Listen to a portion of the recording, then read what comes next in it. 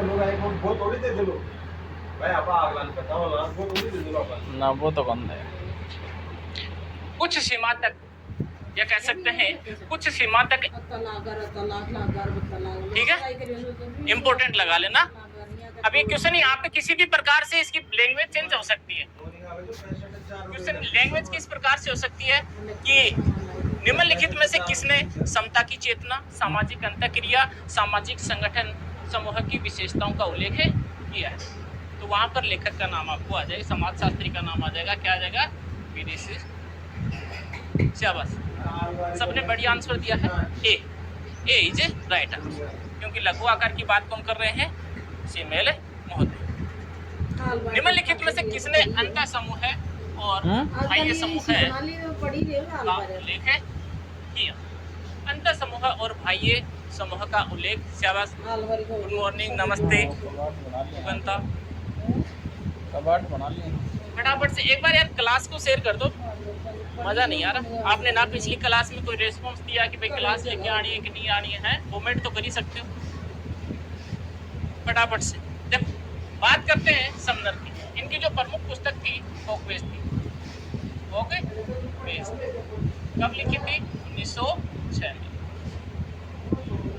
इन्होंने दो प्रकार के समूह का उल्लेख किया, एक अंतः समूह है और एक बाह्य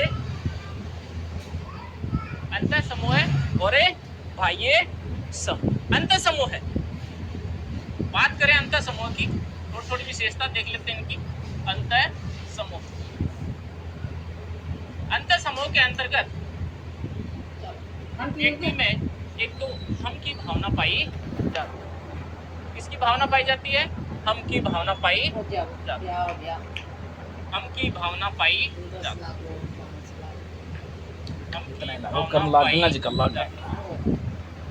दूसरा, इस समूह को बी ग्रुप के नाम से जाना जाता है। बी ग्रुप के नाम से जाना। अंतः समूह में प्रेम है, सहयोग है, स्नेह है, ये सब पाया जाता है। प्रेम, स्नेह है, सहयोग की भावना पाई जाती है। सहयोग की भावना पाई जाती है, यानी कह सकते हैं कि अंतः समूह होता है वह सुख दुख दोनों का क्या होता है, साथी होता है। सुख में भी साथ देता है और दुख में भी साथ देता है। एक इसकी जो महत्वपूर्ण विशेषता है कि अंतः समूह में प्राथमिक समूह भी शामिल हो सकते हैं और द्वितीयक समूह भी शामिल हो सकते हैं। यदि एग्जामिनर आपको गुमराह करने के लिए अंतः समूह की विशेषताओं में से क्वेश्चन देता है और उसमें सिर्फ लिखता है कि केवल अंतः समूह में प्राथमिक समूह ही शामिल होते हैं, तो वहां पर आपको उसको नेगेटिव मानकर उसका आंसर करना है। क्योंकि अंतः समूह में प्राथमिक और द्वितीयक, प्राथमिक समूह है और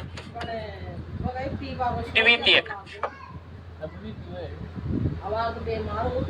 दोनों समूह शामिल हो सकते, दोनों समूह शामिल हो सकते।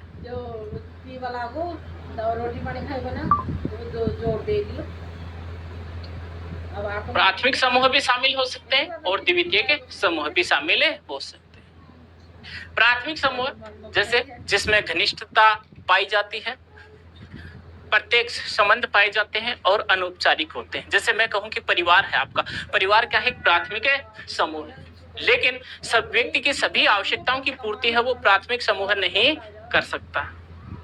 प्राथमिक समूह की कुछ आवश्यकताएं होती हैं वो द्वितीयक समूह से ग्रहण की जाती हैं। जैसे शिक्षा है आपका, शिक्षा, अब प्राथमिक जैसे परिवार आपको पूर्ण शिक्षा नहीं दे सकता, तो शिक्षा की पूर्ति के लिए आपको द्वितीयक संस्था का सहारा लेना पड़ता है।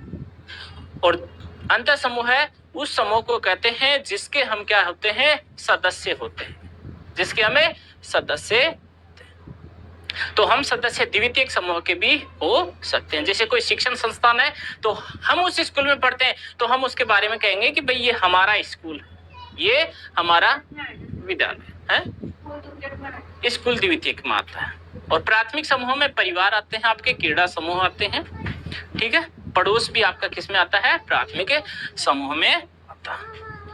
ये स्थायी भी हो सकते हैं और अस्थायी भी हो सकते हैं, और अस्थायी भी हो सकते हैं, औपचारिक भी हो सकते हैं और अनौपचारिक भी हो सकते हैं। आपको एग्जामिनर यहीं पर गुमराह करेगा कि केवल इसमें प्राथमिक समूह शामिल होते हैं, द्वितीयक समूह शामिल नहीं होते हैं। परंतु आपको क्या ध्यान में रखना है कि इसमें प्राथमिक समूह भी शामिल होते हैं, द्वितीयक समूह भी शामिल होते हैं।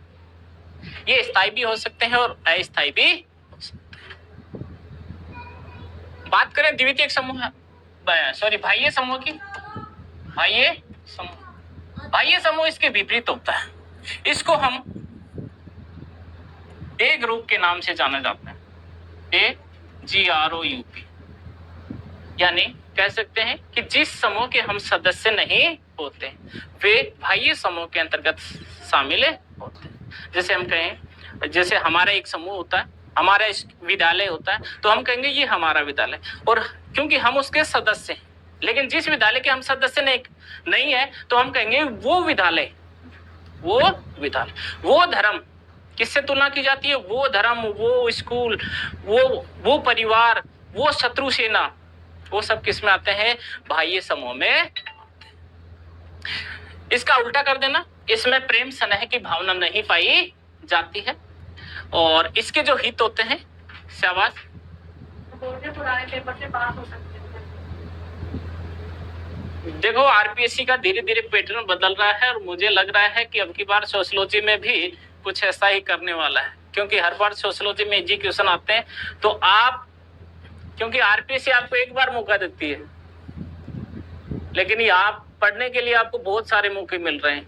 प्रतिदिन आप कुछ नया चीज की बारे, नई विषय वस्तु के बारे में आप जानकारी हासिल कर सकते हैं। आपको अपनी तैयारी इतनी इस प्रकार की रखनी है कि आरपीएससी कहीं से भी क्वेश्चन पूछे आपका गलत ना, यहाँ पर गलत हो जाए कोई बड़ी बात नहीं है, यहाँ पर आपको दोबारा मौका मिलता है। आप देखना कि भाई किस प्रकार से क्या गलती हुई है, कहाँ पर गलती हुई है। आप ये नहीं कि आप ऑनलाइन क्लास ले रहे हैं, तो मुझे लग रहा है कि आप एक साथ में कॉपी पेन जरूर रखिए, जो नई चीज लगे आप इसको बिल्कुल उतारिए, नोट कीजिए उनको, तभी आप उन चीजों को बार बार रिकॉल कर पाओ। नई क्लास तो हम एक बार देखेंगे, वो पीछे निकल जाएगी। आप मेरी पहले वाली क्लास और दूसरी क्लास बहुत अच्छी है, पूरा मैटर मैंने उसको बहुत अच्छे से समझाया है, आप एक बार जरूर देखना उसको। तो बाह्य समूह जिसको हम दे ग्रुप के नाम से जाना जाता है, जिसमें प्रेम और सहयोग नहीं पाया जाता है, जिसमें शत्रुता की भावना पाई जाती है। उदाहरण के लिए जैसे वो जाति, कौन सी? वो जाति, वो धर्म, वो संस्था, उदाहरण वो संस्था, शत्रुता, ये सब किसके हैं? बाह्य समूह के उदाहरण है। इनकी जो पुस्तक है अच्छी तरह से याद रख लेना। ये भी पूछा जा सकता है कि कब प्रकाशित हुई थी, तो फोकवेज इनकी प्रमुख पुस्तक थी और 1906 में प्रकाशित हुई थी। नमस्ते सुरेश खंडेला, शाबाश।